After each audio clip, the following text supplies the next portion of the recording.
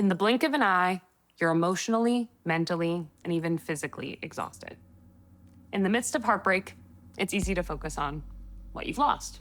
But this is also a powerful opportunity to turn inward and rebuild. Healing isn't just about moving on, it's about pouring back into yourself with compassion, care, and intention. It's natural to lose some amount of hope after a breakup. You're only human. You can't stay there forever, though. You need to give yourself all the care that a partner could in order to pull yourself out of these depths. When we respond to our heartache by giving ourselves love and attention, we can let go of our pain and heal the wounds underneath. I asked our team of therapists and mental wellness experts for their best advice on how to pour more into yourself after a breakup. I'm Cassie. I'm a mental wellness educator and the director of Integrative Counsel.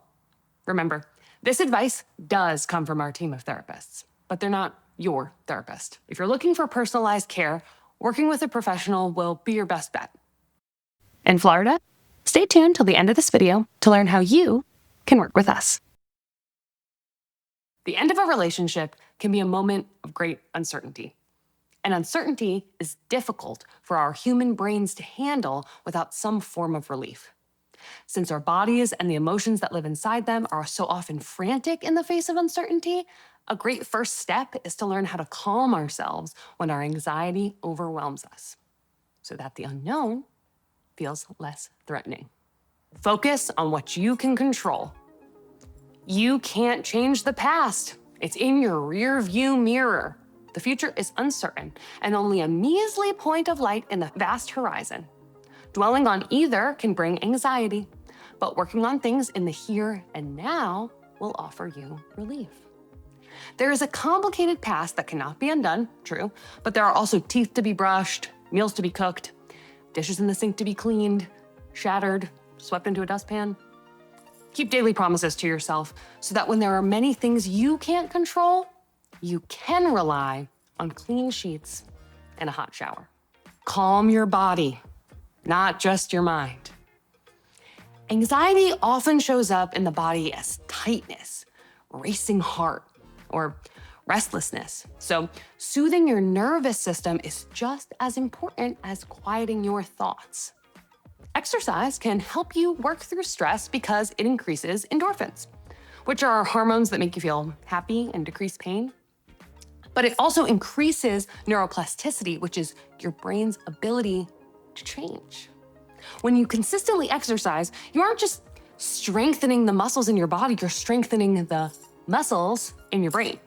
Gentle movement, deep breathing, or progressive muscle relaxation can also bring real relief because they activate the parasympathetic nervous system, which is what controls your ability to relax and to digest food. Now, let's try some progressive muscle relaxation right now. Not feeling it? Don't worry. Use the chapters below to skip it. Hi, my name is Mandy, and I am a counselor in training at Integrative Counsel in St. Petersburg. And I want to talk to you about progressive muscle relaxation as an incredible tool and exercise that you can use to relieve stress and tension in your body. PMR can help treat tension headaches, migraines, neck pain, insomnia, anxiety, and backaches, among many other things. You can practice PMR in a comfortable sitting position, or you can lay down, and you're going to focus on different muscle groups. So for the first one, we're going to do our shoulders, and you're going to really tense up while taking a deep breath in. You're going to hold that tension, and then you're going to release it and drop your shoulders. Breathe out and feel the tension release. And then you're going to do the same thing again, but this time with less intensity.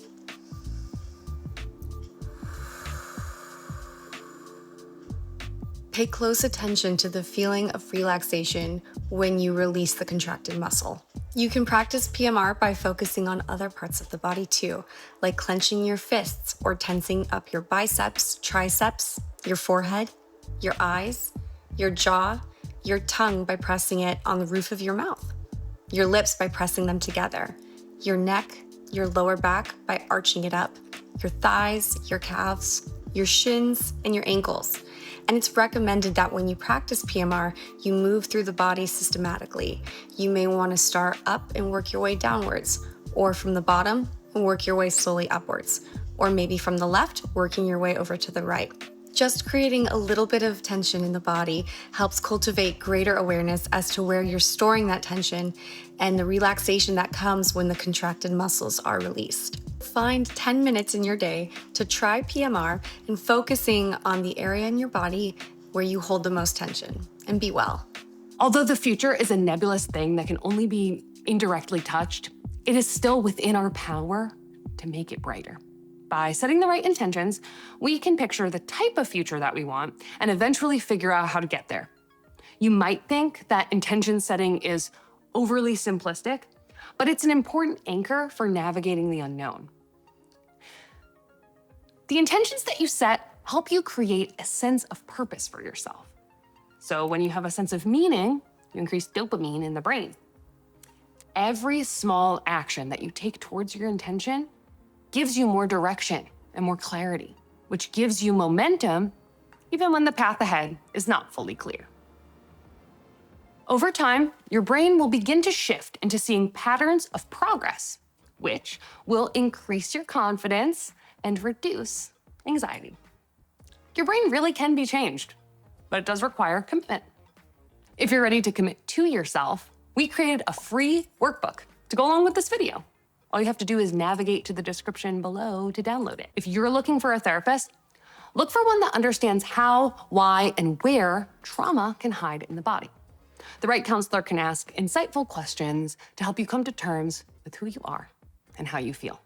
Lauren Mishkin, one of the therapists on our team, would explore these types of questions with a client who is experiencing a painful breakup. What do you need most at this very moment? Not what you think you should need, but what you really need. Is it a good cry, a good workout, time with friends, time in nature, a good meal, or something else? Try turning your attention towards your heart space to mindfully and intentionally connect with parts of yourself affected by the ending. Are there conflicting parts? Some happy to have old routines, people, hobbies, and/or freedoms back? Are those parts conflicting with parts of yourself longing for the past, connection, the storyline you built around how things would turn out? Are there parts of you gutted not only by this ending, but all the unresolved endings from your whole life? If so, try working to validate and understand all of these parts without overthinking, without judgments, just being with them. Then take a deep breath, relax the muscles in your body, and try getting grateful for at least one thing in your life. If you want to dive deep into those questions from Lauren, we added them and more to the free workbook that I mentioned earlier. Links in the description. Michael Anthony is another one of our therapists, and he's an expert in relationships. Michael has guided many clients through painful adjustments, overwhelming changes, and difficult breakups over the years. And he knows what really helps, whether you're mourning the end of a friendship, a stage in your life, or a romantic relationship. He says, loss comes in many forms, be it through a passing, loss of a job, or very commonly, the loss of a relationship. Sometimes in life, we are required to take a look at ourselves as well as our current circumstances and make decisions that are best for our own mental health. Sometimes, this can unfortunately mean parting ways with someone you have chosen to share part of your life with. When coping with the loss of a relationship, one of the most important ways of healing is to take a look at yourself and realign with your own identity. Working with a therapist like Lauren or Michael can help you let go of your painful past and find light in the darkness. But therapy isn't your only option for healing. That's why you're watching this video. Michael helped us put together 12 ways to pour more into yourself, things you can do today, this week, this month, as you heal. Reach out in your community. Identify your community and support system. Make sure you have people in your life you feel comfortable sharing your experiences and feelings with. Step into your authenticity. Lean into self-reflection and realign with what makes you, you. When we are in relationships, we sometimes make changes or compromises in order to create a shared existence, and it takes some effort to find yourself again. Start journaling. Journaling is a great way to support yourself during this time. Journaling works through your thoughts and feelings and helps you find yourself again. Move your body. Find ways to move around. Whether it's a walk around the block, joining a gym, a yoga YouTube video, or a night of dancing, it's so good to get your body moving. Maintain a healthy flow of energy. Explore your interests. Once you've started to find your identity again, it's a good opportunity to look at things that you've been putting off for a while. A new hobby or event. Take some time to think about something new. Allow yourself to dream. Establish healthy boundaries. Identify new boundaries with yourself and others. You may share a friend group with your ex. Spend time thinking about who you want to keep around and who you no longer want to or have to interact with. Meet new people. Going along with this, next would be to expand your community and social group to new people that may not have any connection to your past or your relationship. This could be new people you meet in new hobbies or opening yourself up to people who are interested in becoming friends. Join a support group.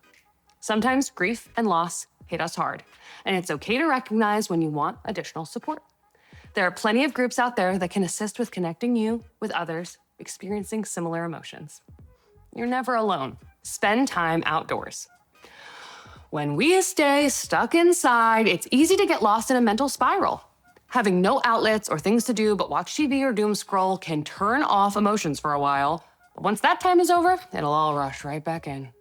Spending time in nature or a park could be a good way to remind yourself of open spaces and new opportunities. Find healthy outlets. Much like movement, as mentioned earlier, healthy outlets allow us to come out feeling relaxed. If we lean into numbing activities, our negative emotions will just come back stronger when the high wears off. Finding healthy ways of expending energy and working through emotions is key. Practice mindfulness. Whether it's through meditation, breathing exercises, yoga, the practice of keeping yourself present will help alleviate the tendency to live in the past or worry about the future. Remember, there's no suffering in the current moment. Find the comfort in our immense and overwhelming universe. Remember, you're not alone. What you're experiencing is completely natural. Although there may be different caveats with others' experiences of breakups, the sense of grief and loss is still similar. You are not alone in this. There are many others out there who have been through and will go through what you are experiencing now. Okay. This video is ending and you still feel heartbroken. That's why we created the free workbook that goes along with the video. Head down to the description to download it. Need a therapist? If you're in Florida, you're in luck. You can work with our team of therapists and mental health experts virtually or in our stunning downtown St. Pete office. We have a team with specialties in relationships, art therapy, complex trauma, neurodivergence, life transitions, and more. Ready to take the next step? Check out the links below or go to our website, integrativecounsel.com. Thanks for watching. Goodbye.